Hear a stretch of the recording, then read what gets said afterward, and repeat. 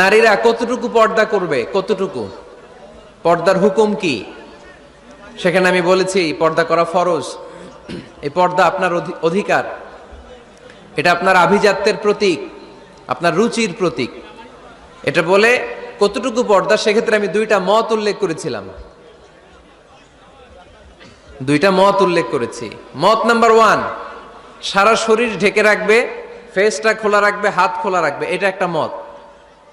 আরেকটা মত, সব ঢেকে রাখতে হবে, শুধু চোখ খোলা, তাই না?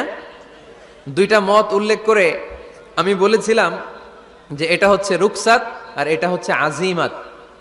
আমি এও বলেছি যে এর চেয়ে শ্রেষ্ঠ পর্দার হতে পারে না, শুধু চোখ খোলা, সব ঢেকে রাখতে হবে, এটা শ্রেষ্ঠ পর্দা, এর চেয়ে ভালো পর্দার হতে পারে না। আমি নিজেও সাজেস্ট করি এটা, যে শুধু চোখ খোলা থাকবে।